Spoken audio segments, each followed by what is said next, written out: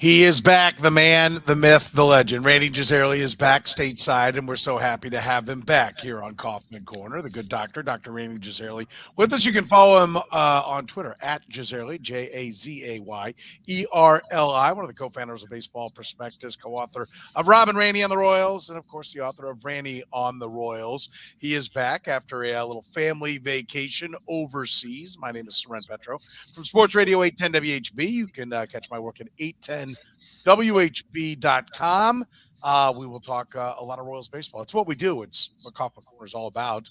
How far are the Royals from contending? A little reaction from this series against the best team in baseball, the Los Angeles Dodgers, that the Royals wrapped up today as we tape here on Sunday night, 10 p.m. Remember, if you're catching us via the podcast later on, you can catch us on the stream live 10 p.m. on Sunday nights. We can see your thoughts, comments, reactions if you are watching on YouTube, Facebook, or Twitch. So if you want to be a part of the broadcast, as so many people are, like Catman saying hello, John says Randy's missed a lot. Cameron says hello. Howdy, Cameron. How are you? You can always be a part of the conversation there in the chat room. We will talk about also how good can Brady Singer be? What is the ceiling for him? Brad Keller. I have reached a point of no return with Brad Keller. We'll get to that in a moment. Who will be the biggest bat amongst these baby Royals, and are there any offseason priorities? We will go as long as Rany can make it, because he's been up for quite some time, as he started on another continent when he got up today. Rany, how was the vacation? How are you doing right now, man?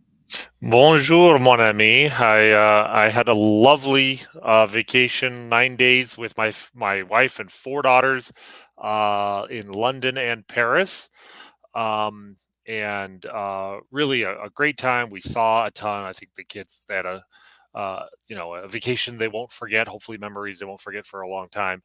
But I will admit that the highlight of the trip for me personally, this is the kind of person I am, was the 2 hours I spent at this event, which, as you people can see in the chat room, I will let you know, this is Back to the Future, the musical, which opened in London.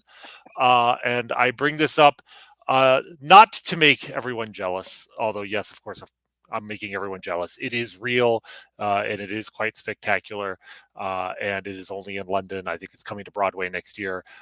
It was an amazing time, but also because I think watching Back to the Future, the musical, opened up a hole in the space-time continuum. And while I was gone, apparently the Royals might be good now, or at least really fun and interesting. Or I'm at not least sure, mediocre. They did or beat at up least on a couple mediocre. of They're certainly not teams that had bad like they used to be. expectations, but are playing media. They're making progress for sure. Yeah, but all sorts of weird things are happening here.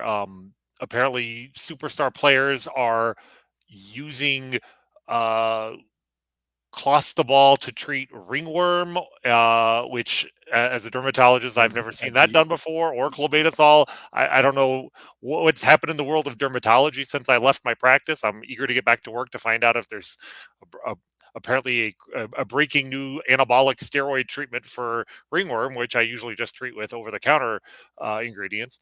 Apparently, Emmanuel Rivera is an MVP candidate now. I don't know what's going on. So, clearly, I have missed a lot. One thing that has not changed is that the Dodgers are a truly terrifying team, that took all the Royals' optimism and just smacked them around the ball yard for 2 games, until today, when Brady Singer went out, took the mound, and was brilliant again. Allowed 1 hit in 6 innings, just a couple starts after he allowed 1 hit in 7 innings to the New York Yankees. I believe that's only the second pitcher ever to hold both of those teams to 1 hit in a start of 6 innings or more in the same season. Obviously, not a lot of pitchers in baseball history faced the Dodgers and Yankees in the same season, but still. And when you consider how good the Dodgers and the Yankees are this season, the fact that Brady Singer has gone up against the best in the world and done that, I think it's time we really start talking about Brady Singer as a new echelon of pitcher, and as potentially the best pitcher the Royals have developed in a very, very long time. You're there. You're like This is better than anything Danny Duffy ever did. This is better than anything Jordana Ventura ever did. I mean, Danny Duffy at his best was better than Brady Singer, but Danny Duffy was rarely at his best and was rarely, or not rarely, but certainly was rarely healthy enough to get through a full season of starts. Whereas Brady Singer, by and large, has had health throughout his career, and has certainly is pitching at full capacity this season. Like, I'm not saying that Brady Singer will continue to pitch this way. He might get hurt. He might suddenly lose velocity. I mean, pitchers. I never want to make a claim of future expectation, but the pitcher he is right now, the results he's getting right now are real. And as long as his stuff stays where it is, it doesn't have to get better. If his stuff just stays where he is now, he is at the very least a very good number two pitcher and is certainly capable of being the best pitcher on a playoff bound team. That's exciting. Let's see, 4, 3.8, 3.5, the best WAR years for Danny Duffy. Jordana Ventura's best. I wanted to look this up to comparison. 3.4, 2.2 this year. Brady Singer currently sitting. I think it was 2.8. Hang on, let me double check that. 2.4. 2.4, So not counting today's start, so that's going to go up yes, a couple ticks at least. so it's going to go up a little bit. That's I guess that's my question to zero in on. Are we getting caught up in the hyperbole? I mean, I remember a stretch with Danny. I mean, the Royals gave Danny Duffy a 4-year, 60 some odd $1 million contract off a stretch of about 8, 10, 12 starts. And I mentioned I gave you there are 3 years that have been better than this year. Now Brady Singer's not done a lot of baseball, and he may top those before it's all said and done. Certainly the way he's pitched of late, but is it premature? Are we just getting caught up and really having something very positive to talk about with the Royals with pitching? And so maybe we're getting ahead of ourselves, and we should pump the brakes a little bit. We've seen so little pitching. When you have Brad Keller to compare it to, it looks unbelievable. But there are other teams that can actually beat the Dodgers, right? They're not undefeated on the year. I'll give you a chance to take a step back, and or are you ready to put the throttle down and say the Royals have a top of the rotation starter in Brady Singer? I mean, it's not just the performance in terms of runs allowed. It's the peripheral numbers because again, the problem with him last year was his ERA was high, but his FIP was significantly better than his ERA even in 2021.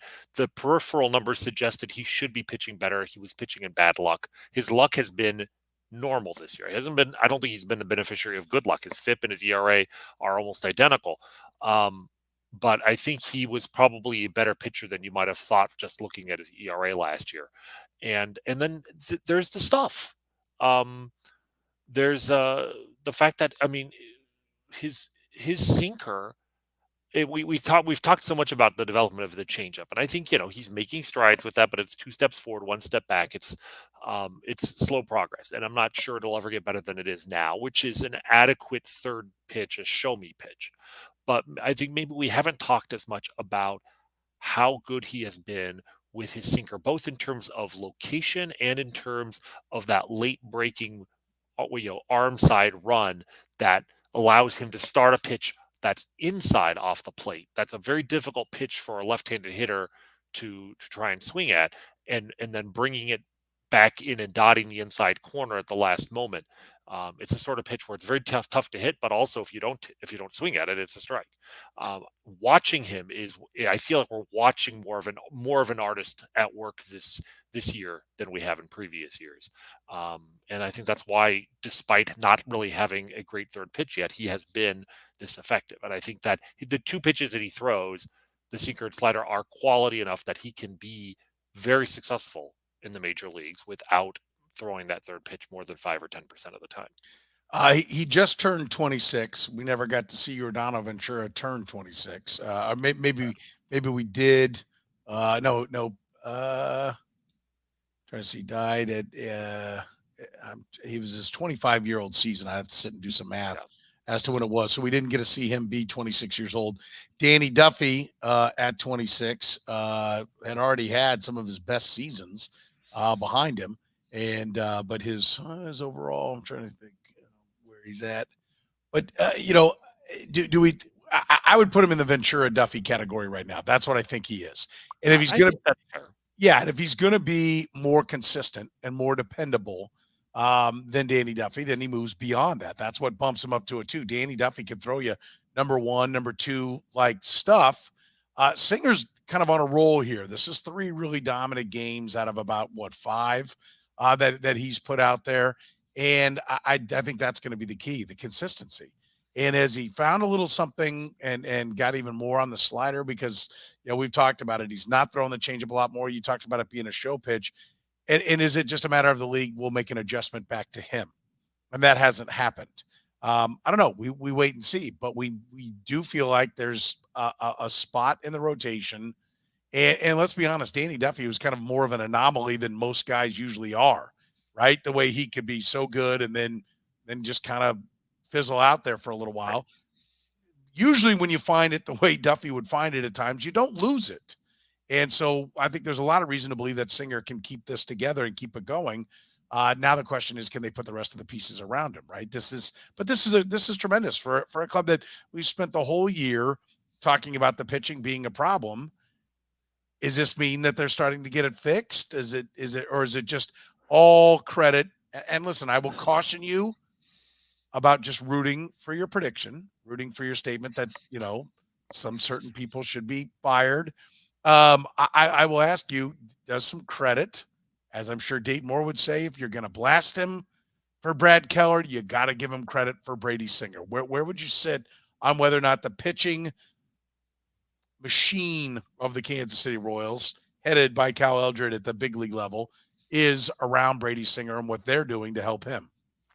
I mean, obviously, Brady Singer is successful, and that is a check mark for the organization, especially given that he fell to them in the draft, I believe the 18th pick in the draft, which at the time was somewhat mystifying. And, people were surprised that he was available there. I remember when the pick was made, I actually thought the Royals had worked out maybe some sort of above slot deal for him. And no, they didn't really give him much above slot. So there was a lot of talent seen in Brady Singer. That was why he was considered a potential top 5 pick, but also there was a lot of things to fix there, which is why he fell to them when he did. And the fact that he has been exactly the pitcher. Like I like it when a player is not only good, but he's good in exactly the way that the organization said he would be.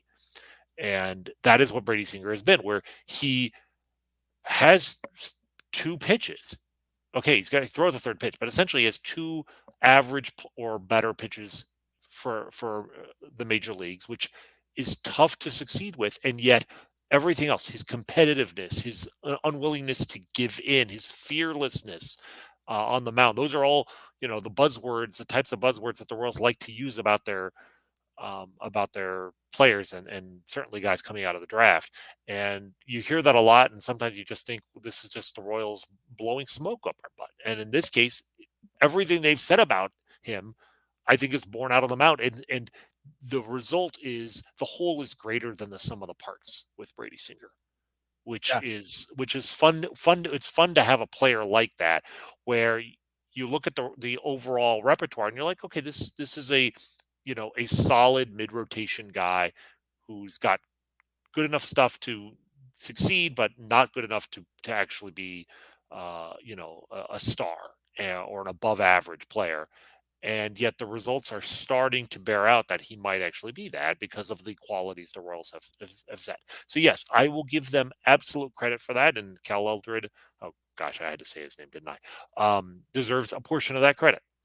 It's just that when you sum up the results of the Royals as a team, not just Brady Singer, they are still dead last in runs, dead last in hits, dead last in walks. They are second to last in strikeouts. So, all hail the Detroit Tigers, who have fewer strikeouts as a pitching staff than the Royals do. You may have noticed changes that were made in the Detroit Tigers organization this past week. So that's not necessarily a feather in the cap of the Royals, that the one team that they lead in one category on the pitching side just fired their general manager. So yes, Brady Singer is a success. I credit them for that. It's just that he's really the only success, certainly in the rotation, and there are a lot of failures. I'm We still can hopeful for Lynch. I'm still hopeful for Bubic, but those are guys, frankly, I mean, Bubic was more successful last year and the year before than he is, than he is now. Like, some of these guys have shown signs of success in the past, and I've taken a step back, and that's something we have to keep in mind too. Yeah, and Jim says we should acknowledge how well Lynch pitched against the Dodgers as well. And 5 innings, 2 hits, no runs, 4 walks, 3 strikeouts. Those are some upside down strikeout and walk numbers. Well, I was going to say, he pitched. Give him credit for that 5th inning where he got out of a bases loaded, Yes. no outs. That was fantastic. The start as a whole, 4 walks, 3 strikeouts. That's the bugaboo. It's ominous, is what it is. Yeah. But the 0 runs against the Dodgers cannot be ignored. And I think it's a good point. And I'm glad Jim makes it. At the end of the day, your job is to keep runs off the board. Nerds like Rany and I look at those peripheral numbers and say, okay, that's not a good indicator. If you do that every time, it's not going to go well, right? But it's to me, I feel kind of like when you go up against the big boys, the Dodgers and the Yankees, it's a dogfight. And I don't care how you can get out of there, what the peripheral numbers, I'll set those aside for a little while. If you can keep those clubs off the board, you've done something. And so I agree. Let's give some credit there. Right, but here's the thing: 0 runs in 5. If you want to just look at runs, it was a great start. But if you want to look at runs for the season, Daniel Lynch has a 4.52 ERA. Yeah, but I think a lot of people, and this is where I would ask you, because you've always been a little bit higher on Singer. I talk to Jeff Passan every week. He's always been pretty high on Singer. And that's why I say, let's not root for our prediction, right? Like, because I get the whole season, and trust me, it's not good enough. And we're going to talk about how far are they from contending. They're not there. They've got a lot of work to be done. I'm not here to cheerlead and fluff the Royals, to be honest with you. Okay. So, but I do think that there are some things since the All-Star break, their record is 500-ish, right? And maybe even a little bit above now. And they're going through, listen, the White Sox and Red Sox, I know, they take 3 out of 4 from them when, and part of it's you don't play back-to-back 4-game series very often, but they hadn't won 2 4-game series back-to-back since 2014, right? I mean, again, and I acknowledge the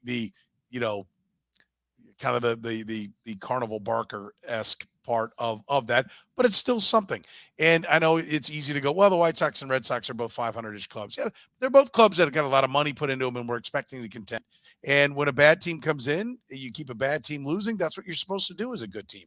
They fought and they salvaged one against the Dodgers and did it with the better pitcher on the mound, and one of the better pitchers that was on the mound in this series. I mean, I think there are good things. I think with the pitching, a lot of people and with this club want to say, okay, there was pre-All-Star break and there was post-All-Star break.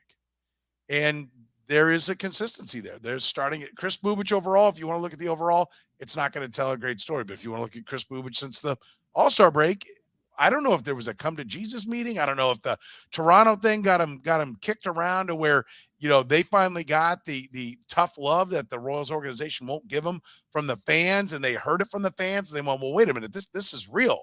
Like, it's not just, about, try to get better and, we'll give you a hug after the tough days. I don't know what it is, but I think there's no doubt that there's an element of better baseball being played by the Royals over, say, the last 50 games, and certainly since the All-Star break. And I think I think the pitching has been better from those 3 in the starting rotation. We'll get to Keller in a minute, but I think that needs to be acknowledged, doesn't it? Yeah, absolutely, man. Look, the Royals have, as someone who was pointing out week after week, the Royals still haven't had a winning record over a single week stretch all season. I have to acknowledge back-to-back weeks now with the winning record, 4-3, and they're 22-21, I think, in their last 43 games. Chris Bubic, is actually throwing strikes for the first time all season. His last 6 starts, 11 walks and 31 strikeouts in 37 innings. in the previous 54 innings, no 49 innings, he had walked 32 guys. I mean, that's a dramatic drop in his walk rate, which is absolutely vital for a guy who doesn't overpower hitters. I mean, he is a left-hander with deception and multiple pitches. He's a guy who has to throw strikes. That's why it was so frustrating that he wasn't throwing strikes, and that is still the organization as a whole still has a problem with strike throwing. But part of my frustration is you talk about the Royals still have a long ways to go. I look at this. The flip side of my issues with the coaching is that I actually think the talent is here. That the Royals might be a lot closer to contending for a playoff spot than you might otherwise think for a team that's 48 and 68. I mean, some of that is, yes, they've added another playoff team in each league. There's 12 playoff teams now.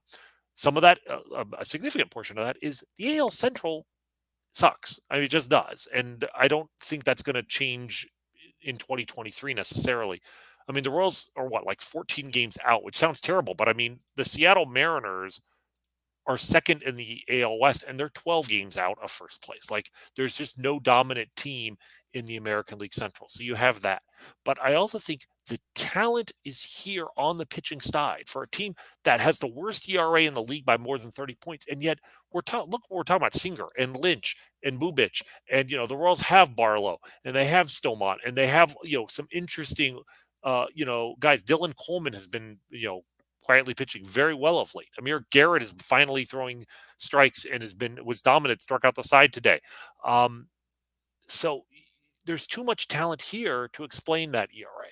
And I want to read something to you.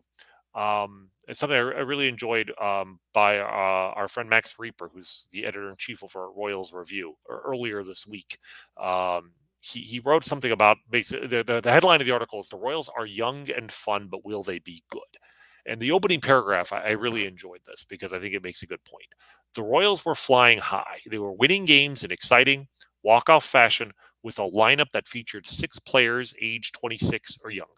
And it wasn't just a good week of play. It was 2 months of 500 ball, exceeding expectations. Baseball America ranked 5 Royals in their top 100 prospect list. The youth movement was starting to pay dividends, and the future looked bright. The year was 2000. And I really think that drives it home because if you look at that 2000 team, now you have to put it in context. 2000 was sort of the height of the juiced era in terms of offense, and the Royals had brought in the fences at Kauffman Stadium between, I think, 1996 and 2004, give or take. And so it was actually a strong hitter's park at that time. So the Royals that year, you have to take their numbers with a grain of salt, but they scored 879 runs. That is the most in franchise history. Second is the 1999 Royals. They were 5th in the league. And you're talking about Mike Sweeney, Joe Randa, Carlos Beltran, Mark Quinn before he turned into a pumpkin, Johnny Damon, Jermaine Diamond. There was a lot of hitting talent on that team, regardless of park effects or whatever. I mean, some of those guys, the Royals traded that entire outfield for like magic beans, but they had a great careers, right? Seriously, Damon, Dye, and Beltran goes on the list of the all-time great young outfields in baseball history. The combination of talent and how young they were, it's almost unprecedented. But here's the rotation. Before I tell you the rotation, though, let me make this point. 7 guys on that team made at least 10 starts. All 7 of them were 27 years old or younger. 5 of them were 25 or younger. So we just talk about that sounds very promising. You had young pitchers. That pitching staff gave up 930 runs. The 5.48 ERA. That's the most runs allowed in Royals history. Now again, era, ballpark. Some of that was the era and ballpark, but they were 13th in the league in ERA. So it was not a good pitching staff. But you thought there's a lot of talent here. Well, those 7 guys, Jeff Suppan was the ace. And I think Jeff Suppan had a very underrated career in Kansas City. Agreed. Actually, one of my favorite sort of underrated Royals. The other guys, though, Max Suzuki, Blake Stein, Jay Witasick, Chad Durman, Dan Reichert, and Brian Meadows. What's amazing about that collection of 7 guys, all of them except Witasic and Durbin had an ERA plus over 100. They were young and they were actually effective. That team really got sunk by, as usual in that era, just a horrible bullpen. That was the Ricky Batalico era, as you may recall. I mean, and they still won 77 games. If they had a decent bullpen, they would have been above 500. But by the way, just for people for fun, the bullpen that year was consisted of guys like Jerry Spradlin, Chris Fussell, who was in and out of it, Jose Santiago, Chris Wilson. It's amazing how many of these guys got a few starts here and there. There's like literally like dart throws going on. I don't know. You start today. No, you relieve today. So remember, this is part of the Royals had the worst bullpen in Major League Baseball over a 10-year stretch in Major League history, from 1998 to 2006 or so. Then Joaquim Soria shows up and everything changed. That's why I always have a soft spot for Joaquim Soria. It was the first time in a decade that the Royals would have a 2-run lead in the ninth, and you wouldn't just assume they'd blow it. But the point is, there was young talent, supposedly talented pitching on that team, but it never developed. And the Royals of that era never accomplished anything despite a great young offense. And that is the danger here. I think there's a ton of talent on this pitching staff for a team that is dead last in ERA. I mean, you talk about Brad Keller all you want. Yeah, I don't know if I'm as fed up with him as you are, because I guess I just assume this is who he is now. He's capable of great performances, but most of the time he goes out and he's very mediocre, and he just doesn't miss enough bats to be effective. So I'll go back to, and I put it up here, and maybe I can find it, maybe I can't because it was a ways back. But somebody said, yeah, here it is, Jayhawk Jack. Not sure I'm buying this yet. Hernandez seemed like an ace for a stretch last year. Keller has been there as well. Not sure Singer is any different from them, right? And I get that, and that's where I'm excited about Singer. I'm the guy who sat here and said the Royals need to beat Keith Law at some point. Right? Keith Law can't keep having the hammer on him. And Brady Singer looks like they're beating him because Keith Law he's a reliever. Now, if they can give him a weapon, he did say if they can give him a weapon to handle left-handers, then they've got something. He's a guy that clearly has ability. He said he'll definitely make the big leagues, but I think ultimately his best success will be as a reliever. And I pointed to that and a couple other things that Keith has said about different Royals where he's been right and they've been wrong. This is one of those times where they are seemingly on track to be better than that. And so I get excited about Singer, but as long as Brad Keller, like the scary part is like, we can get excited about Singer, but there is still such a massive lack of depth in the rotation. And it's not as much Brad Keller, the individual, whom I think could be moved back to the bullpen and be very effective. He was, when they first brought him up as a Rule 5 guy, very effective out of the bullpen. And I think he could be a great 2-inning guy, and unless they've just flattened out all his stuff and it's not there. We've talked about it time and time again. He's looked dominant at times, and I can only assume it's the extra looks and the extra video on him. If you made him a reliever, he'd be better. But it's not just Brad Keller. I like Brad Keller, the guy. He's a nice guy, and I think he could be a nice piece for the Royals. It's the fact that they keep running him out as a starter. Like he's the disease, right, that exists for them. They should have moved. They don't have anyone else, because they keep running him out there. And they keep running him out there because they won't just go enough. They've got a payroll where they're committed to only $38 million next year. There's probably another, I'd have to sit and look at it, but probably another $38 million in arbitration cases and stuff that'll come down. But they're going to come down below $100 million in an era where the average payroll is $130 million in baseball. Enough of this. Enough of running Brad Keller out there to do what he does. He's not a big league starter. And any organization that is 5 years in with a guy who keeps crapping in his hat every third start like clockwork he either doesn't get it, the pitcher's got photos on him. I mean, you just can't be about ready to turn a guy loose on free agency and still thinking it's going to come together. It doesn't take, and I get it. He was a Rule 5, so they didn't get to work with him in the minors. But we've seen what goes on in the minors here. It's no different. And so it's not just Keller. It's their inability to be like, their inability to be fed up. Like, enough of this shit. I mean, like, how many times do I have to watch it before somebody there goes, I'm sick of watching this? Like, it's coming, and you know what's going to happen. He's going to go out there and he's going to throw 6 innings, a 1-run ball. It's coming. But he torpedoed them against the Dodgers. Lynch kept them in the game. They were fighting with him in the first one. He torpedoed that game.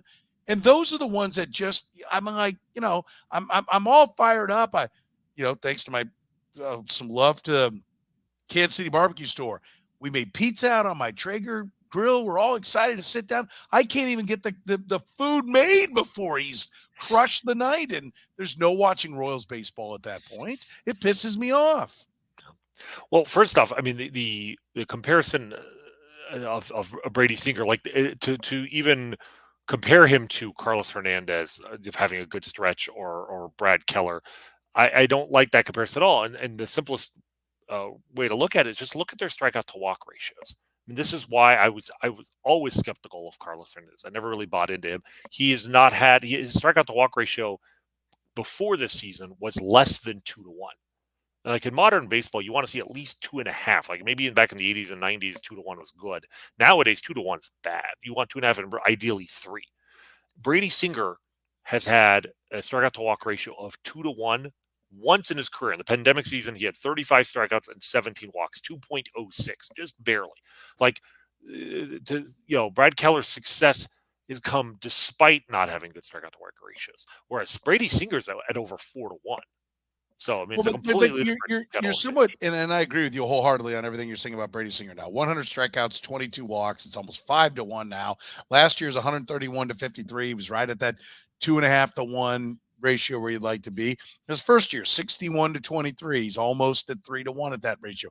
I agree. I'm big on strikeout to walk. But also notice how much of a breakthrough that is this year. Like that's another sign that this is for real. That a strikeout to walk ratio this year is almost double what it was in before this season. Yes, but that's what is so frustrating about Keller is there's been no peripheral indication that he's going to that. It's like, oh, he's just throwing into some bad luck. Well, the issue with him is he's regressing because how is it that this guy was ever successful when he's always had a below average strikeout to walk ratio? It's because he so rarely gave up home runs because he's such a ground ball pitcher.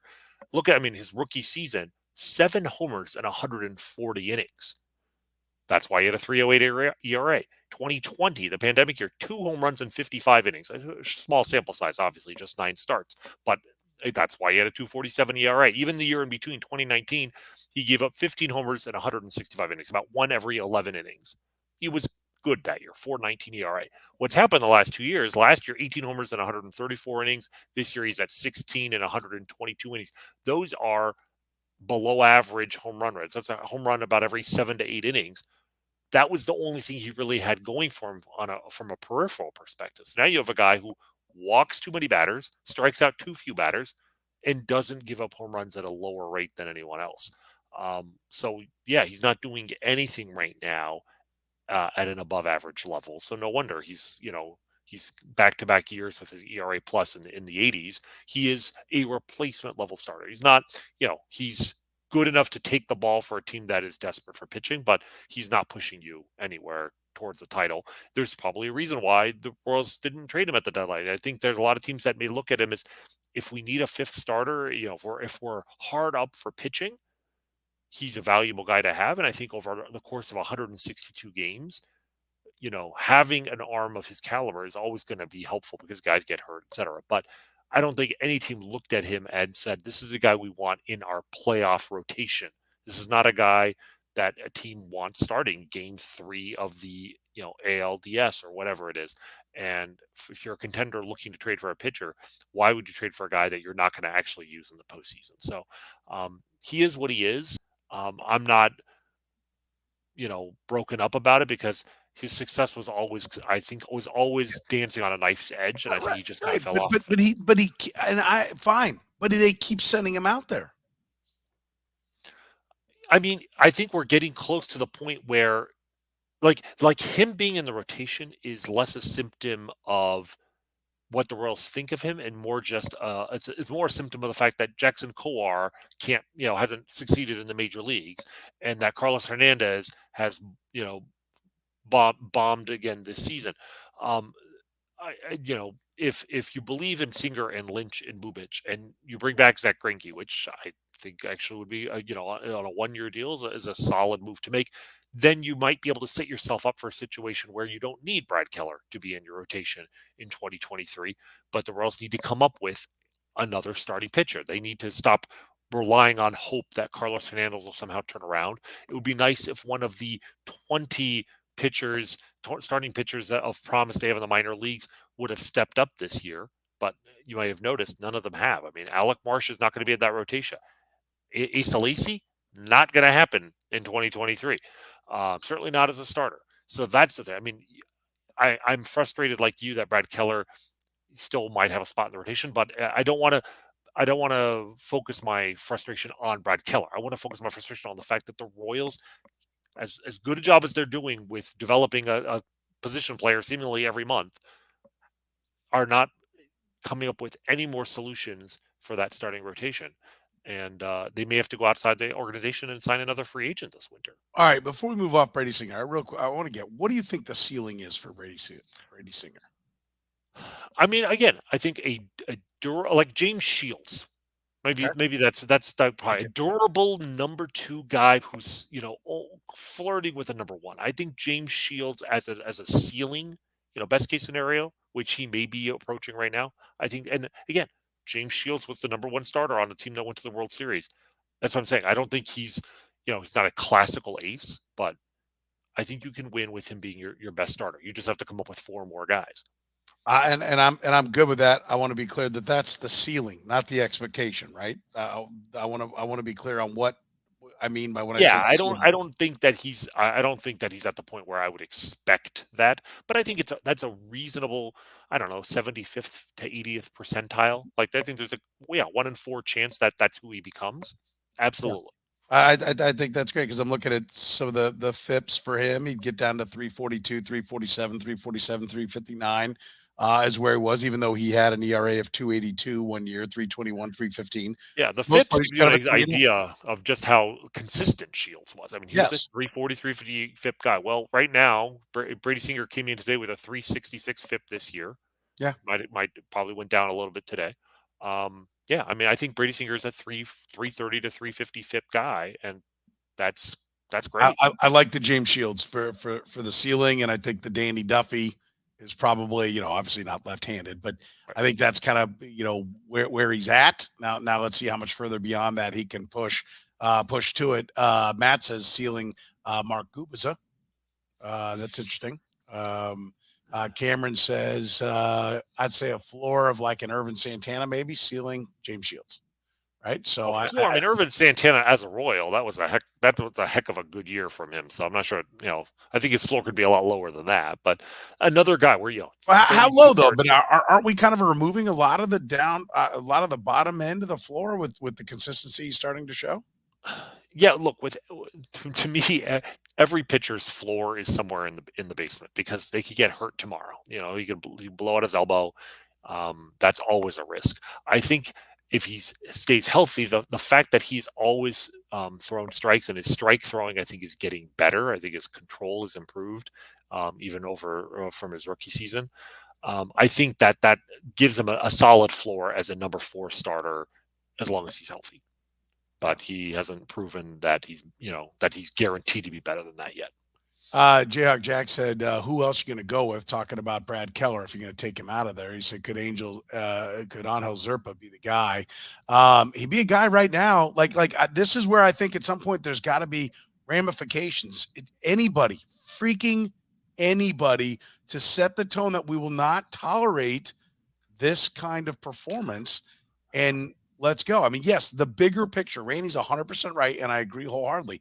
The bigger picture is they haven't developed enough depth of pitching, and there isn't a good answer. But I think at some point, Brad Keller can't be gifted a spot in the rotation every 5th day. Somebody's got to throw some crap around the locker room and say, no, not good enough. Even if the next guy sucks, at least it's his first time sucking and not, the 38th of the last 76 starts he's made, and just continually in like this miracle little run he went on in his 9 starts in a 60-game season. It is somehow in their head as to who the real Brad Keller is, and it's not. It's an anomaly. So how far are they from contending then, Rany? Look, I I'm going to stick to my stereotype as the annoyingly critical Royals fan who, nevertheless, is also unbelievably and unrealistically optimistic. And I'm going to say that if the pitching instruction in this organization undergoes a sea change this winter, I think the Royals can go into next season with at least, designs on a playoff spot, because I mean the hitting is starting to be there. And we haven't even mentioned Vinny Pasquantino and his role, where he might actually be the best hitter in this lineup. I'm I've he had the home run today. He's been hitting the ball like his advanced metrics. Here we're not just talking about like strikeouts and walk. We're talking about like barrel percentage and launching and all that stuff. Has been elite from like the moment he debuted, and the results weren't there. And it's great that those advanced statistics have become so important within the game itself that it was easy for the Royals knew that he was crushing the ball even if the results weren't there, but also that they were able to convince Vinny that his approach was working and that hitting in a tough luck was not at all a reflection of his performance, and that basically if he kept doing what he was doing, that the results would come. And lo and behold, the results have been coming the last 2 weeks. And today put a uh, kind of an exclamation point on him. He's up now hitting 260, 341, 440. I mean, he very quietly has got like a well above average OPS, and he didn't strike out today. And I believe in his the last 18 games now. Remember how we used to talk about how in the minor leagues you'd always have as many extra base hits as strikeouts, and what a cool sign that was. But doing that in the major leagues is a much different game, right? Having as many extra base hits as strikeouts in the majors is um, you know, almost unheard of. It can be done by a couple players a year, but nobody in all of baseball did it last year. The only guy in the major leagues to be doing it this year is Jose Ramirez of the Indians, or the Guardians, excuse me. But the last 18 games now, Vinny Pasquantino, 9 extra base hits, 9 strikeouts. So it's just a couple weeks, but his strikeout to walk ratio is elite. His exit velocities are elite, and at least in the last 3 weeks, his actual performance is elite. And going into the season, Nick Prado was the better prospect, and even 2 months ago, with Prado struggling a little bit and Pasquantino hitting, I still felt like the pedigree of Prado, the fact that he's a year younger, I would have put him as the better bet to be the riskier bet, but the better bet to be like a star in the majors. I've changed my tune. I think we we have been looking at Vinny Pasquantino's floor as a safe bet to be an average, at least average player in the major leagues, average hitter in the major leagues. And I think I have not been giving enough credence to his upside, which he's starting to materialize right now, which is that he could be a 900 OPS monster in the major leagues. I mean, he could be an absolutely elite hitter, even for a first baseman. And right now, game on the line, my life depends on it. And I have one Royals hitter that I put at the plate, bases loaded, 2 outs. I think I'm choosing Vinny Pasquantino. Yeah. And you add up all these guys who are in that lineup. Give me an even remotely mediocre pitching staff next year, and I think the Royals can win 85 games. If you win 85 games, you can go to the playoffs.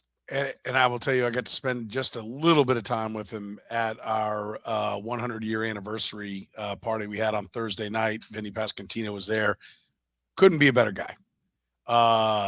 Manners, but confidence, that's what a star looks like, in my opinion. and certainly a guy that you want to be the face of your organization. He looks like that. And so I think that's great.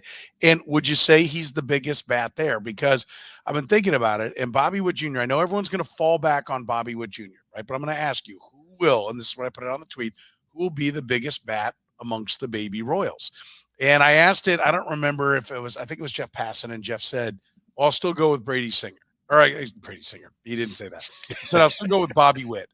And I said, okay, but those guys, the all-around athlete guy always gets the nod as the prospect. Oh, look, he can run, he can do all these things.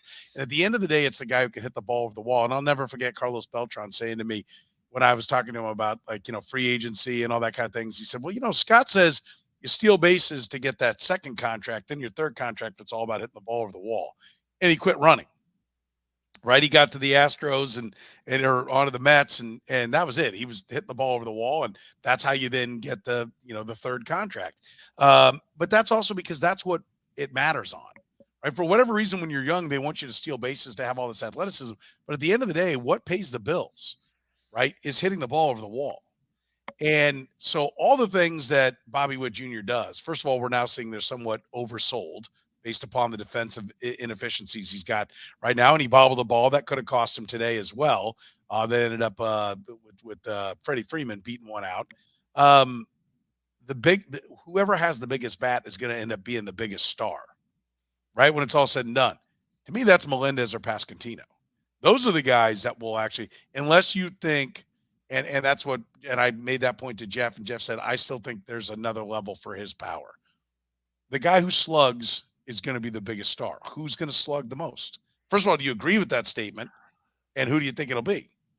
I think so. I mean, the answer I would give you is I think if I had to bet on who's going to be the best bat in the lineup, I would say Vinny Pasquantino. If you ask me who's the best all-around player in the lineup, I would still say Bobby Witt, because even if Witt isn't a great defender at shortstop, if he's playing shortstop, the positional value is versus a first base / DH guy that's a huge difference. And I think if it moves back to third base, I think that's his long-term position. He could be a good defensive third baseman. That's just more valuable than a good defensive first baseman. He is an exceptional base runner.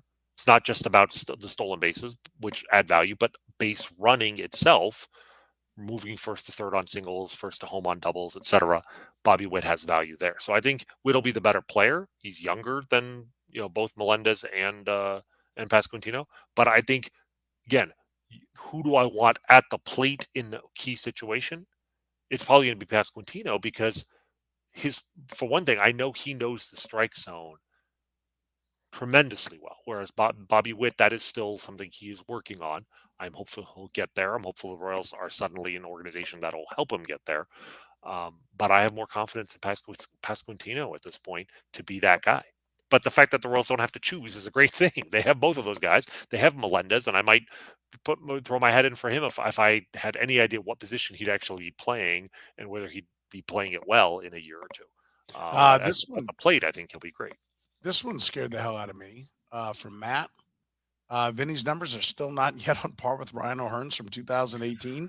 Yes, but that's not a reflection of Vinny. That's a reflection of Ryan O'Hearn having one of the all-time great fluke rookie seasons of all time. Because Ryan O'Hearn, for a couple things with Ryan O'Hearn in 2018. One is he was a lot older than even Pasquantino is now. I believe I'm looking it up here.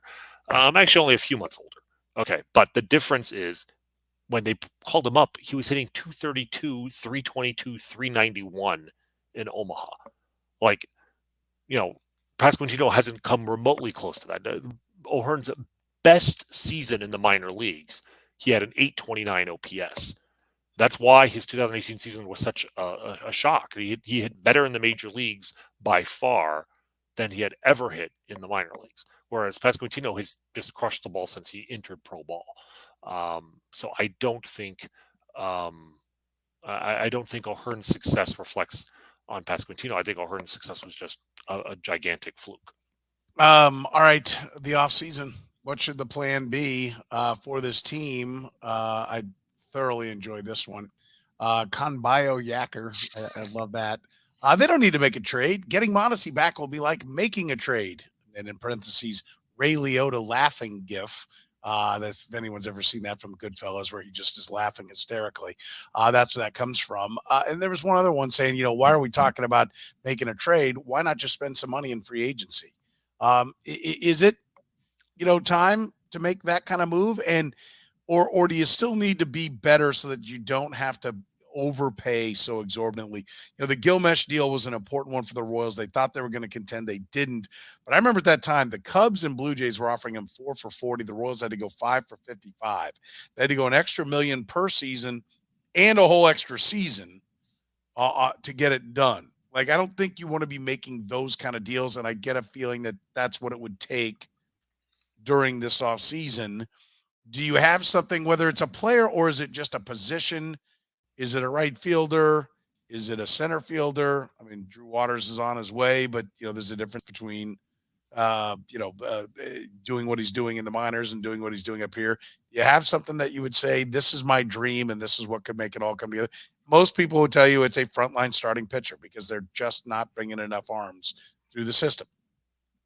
Well, I guess I'm going to have to be boring and say I'm just like most people because I think that they should go with the starting pitcher. I mean, you look at the offense, the Royals are in a somewhat unusual position of almost having more guys that they want to get in the lineup than they have lineup spots. Every day I look at the lineup, I'm like, who's going to be out of the lineup today?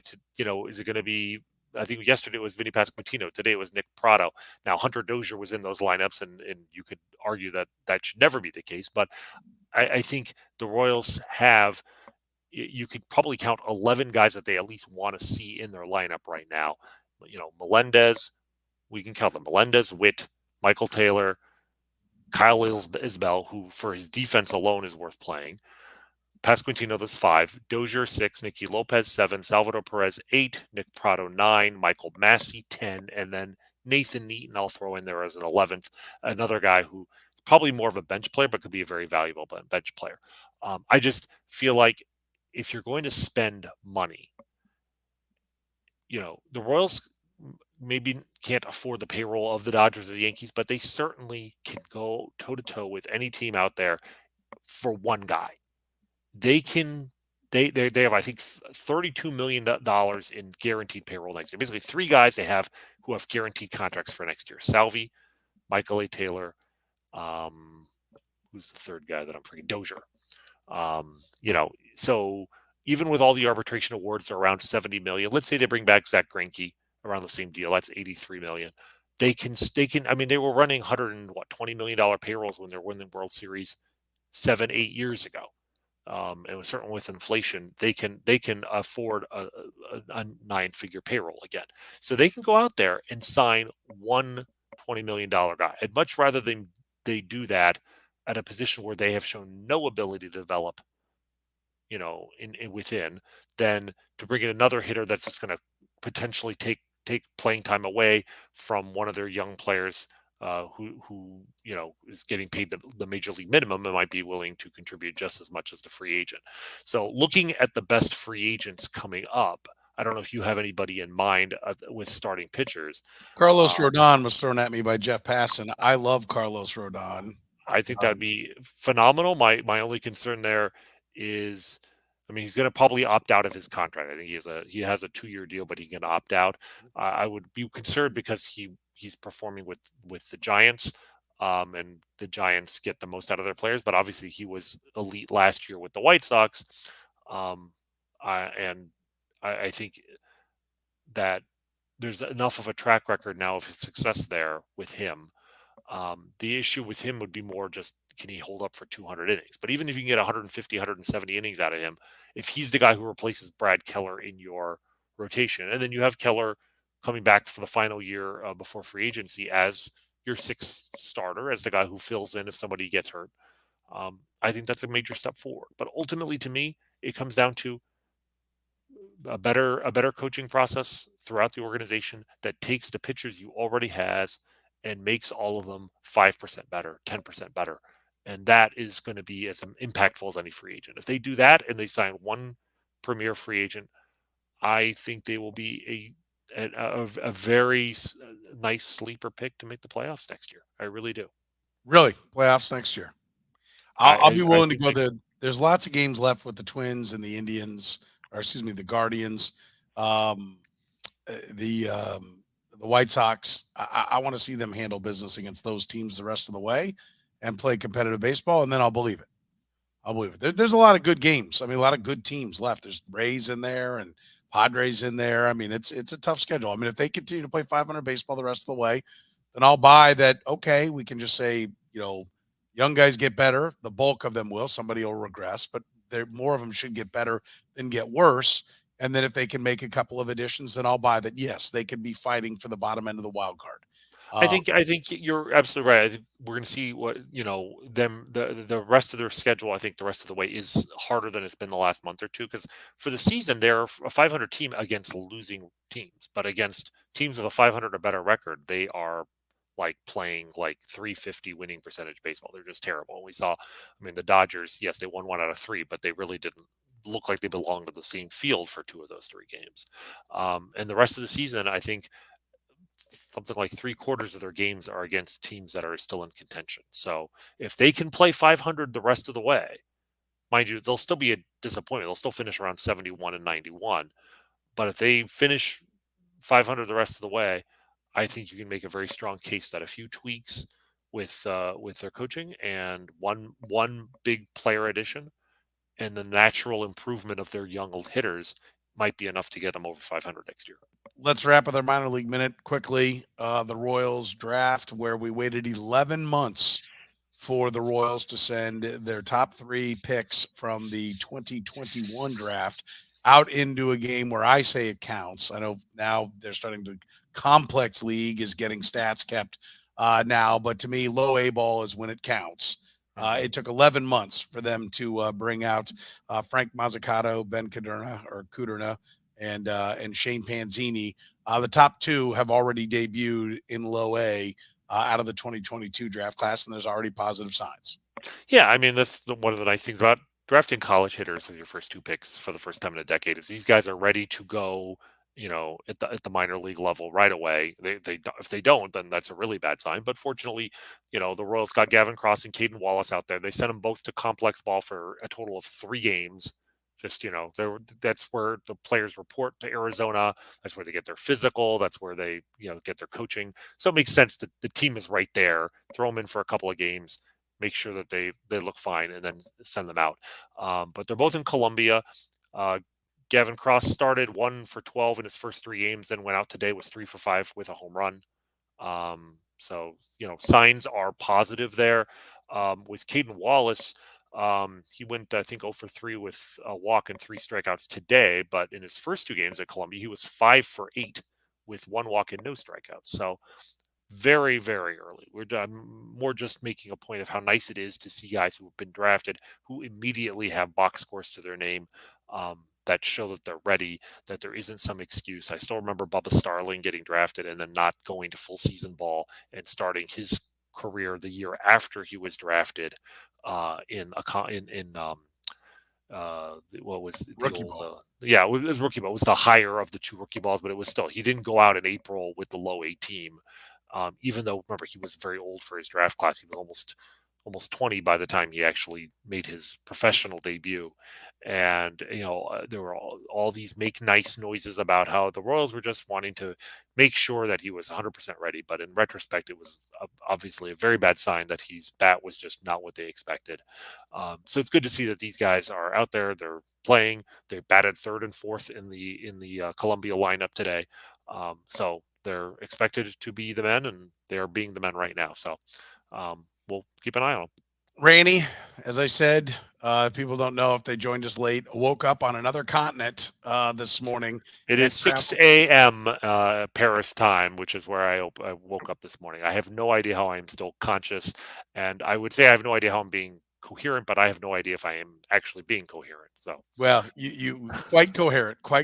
It's great to have you back. We appreciate David Lesky popping in. Last time he did a great job, but it's always great to have you back and be talking Royals baseball with you, Rany. Glad you guys had a great trip. Glad everybody got home safe, and glad we got to talk some Royals baseball with you, buddy. We'll do it again next week. Looking forward to it, and hopefully on a little more sleep. That's right. That's right. Rany Jazayerli with us. Back in the mix here at the Kaufman Corner. Again, we stream live Sundays at 10 p.m. If you want to be a part of that, you can be in the chat room on the Twitch, Facebook, and the YouTube. And of course, you can get our podcast wherever you get your podcast. Thank you for joining us tonight here on Kaufman Corner.